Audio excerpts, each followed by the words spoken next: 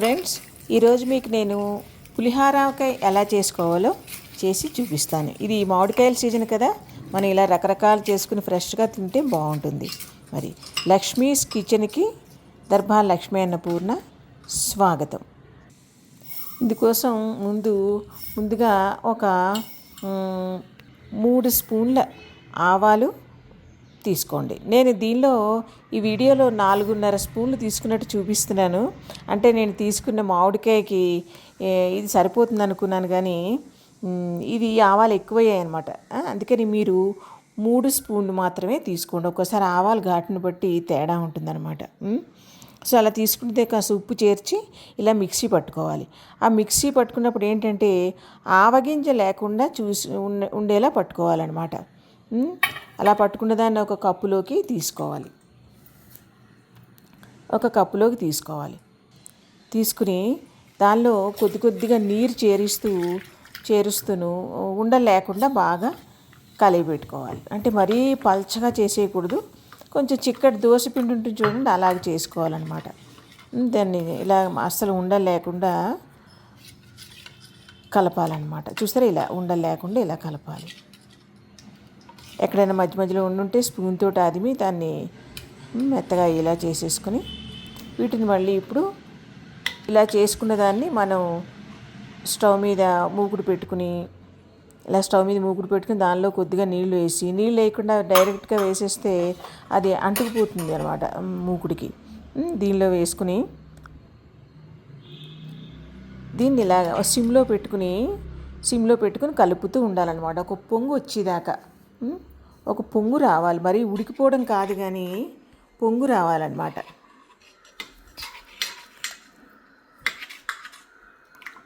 అలా కలుపుతూ ఉండాలి. స్టవ్ని మాత్రం సిమ్లోనే పెట్టాలి, లేకపోతే ఏమాత్రం హై పెట్టినా అడిగింటిపోతుంది. సిమ్లో పెట్టి మనం కలుపుకుంటూ ఉండాలన్నమాట. పొంగు వస్తే ఒక ఆవ గుమ్మగుమ్మ గమ్మత్తుగా అది వేరేలా వస్తుంది. చూసారు, ఇప్పుడేమో చిగుళ్ళలో పొంగుతోంది. అలా కాకుండా మొత్తం అంతా పొంగు వచ్చేదాకా పెట్టుకోవాలన్నమాట. మధ్యలో బాగా కలుపుతూ ఉండాలి. అది మాత్రం మర్చిపోకూడదు. ఏమాత్రం మనం కాస్త అశ్రద్ధ చేసినా అది అడిగంటిపోతుంది. మొత్తం అంతా పొంగు వచ్చేదాకా అలా అనిపించి మొత్తం స్టవ్ ఆర్పేయాలి. చూసారా ఎలా చిక్కబడిందో. స్టవ్ ఆర్పేశాక కాసేపటికే ఇలా చక్కగా చిక్కబడింది. దీన్ని తీసుకెళ్ళి మనం ఇప్పుడు ఎండలో పెట్టాలి. ఒక 2-3 అవర్స్ ఎండలో పెట్టాలన్నమాట. ఎండలో పెట్టిన దాన్ని మనం కలుపుకోవాలి. తర్వాత ఇలాగా దాన్ని ఆ ఉడికించిన ఆవిపిని ఎండలో పెట్టేసేయాలి కదా.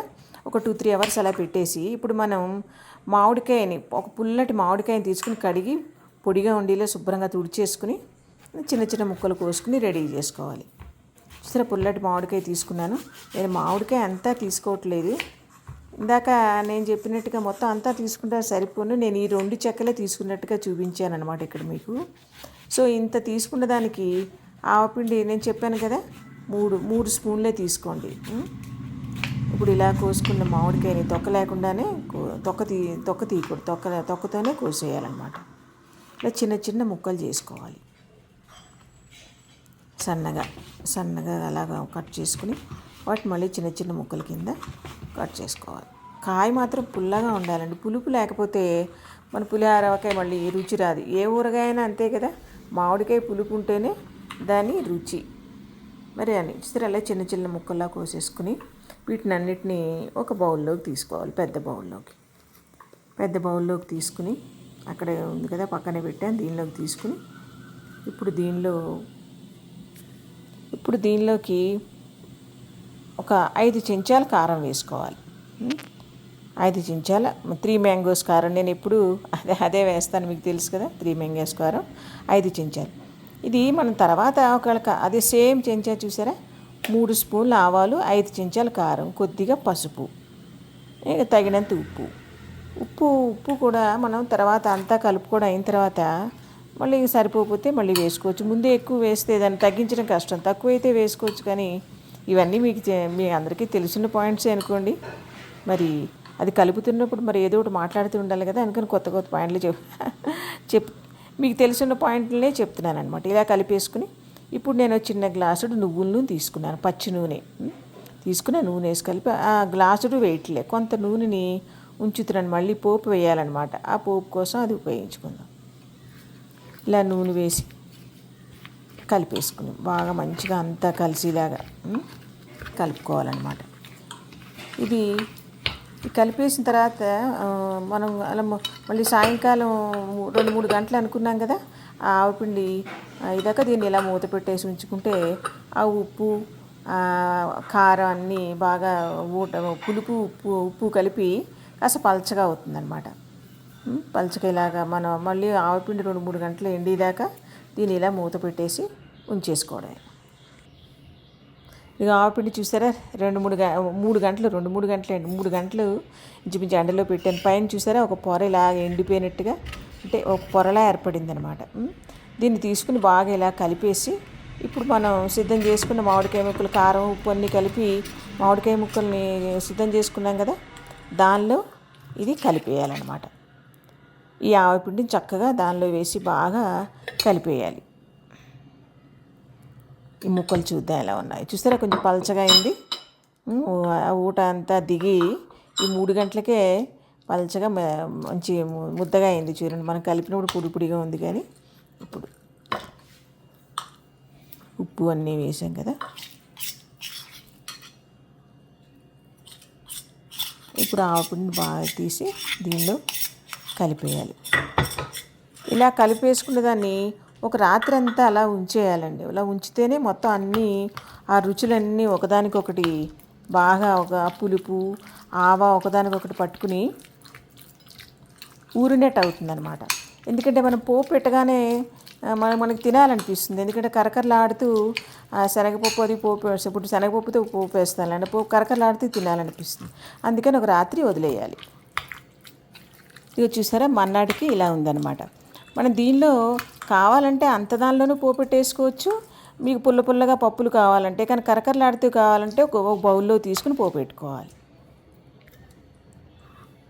ఇదిగో నేను కొంచెం వేరే బౌల్లోకి కొద్దిగా తీసి, ఎందుకంటే అంతా ఒకేసారి పోపు పెట్టేస్తే మనం 4 రోజుల తర్వాత మళ్ళీ 4 రోజులు కాదనుకోండి, ఒక 10 రోజుల తర్వాత తినాలంటే అది కొంచెం పోపు ఘాటు తగ్గిపోయినట్టు అనిపిస్తుంది. మనం పోపు పెట్టిన దినుసులన్నీ కూడా మెత్తబడిపోయినట్టు అయిపోతాయి అన్నమాట. అందుకని దీన్ని ఒక గాజు సీసాలో అలా నిల్వ ఉంచుకోవచ్చు. నేను ఈ బౌల్లోనే ఉంచేస్తాను. బయటనే పెట్టచ్చు, వారం రోజులకి పెద్ద ఏమవుదనుకోండి. కానీ నెలల తరబడి అంటే మరి అంత గ్యారంటీ ఇవ్వలేము. ఒక్కోసారి ఇలాగ నేను చిన్న బౌల్లోకి తీసుకుని నాకు ఒక 2 రోజులకు సరిపడా. ఇది వెంటనే రాత్రి అంతా నానింది కదా, వెంటనే తినేలా కరకరలాడుతూ దీనిలో వేసే పోపు గుమ్మగుమ్మ ఫ్రెష్గా ఉండేలాగా ఉంటుందని ఒక చిన్న కప్పులోకి తీసుకుని దీనికి ఇప్పుడు నేను నెక్స్ట్ ప్రొసీజర్లో నెక్స్ట్ పార్ట్ చేస్తానన్నమాట.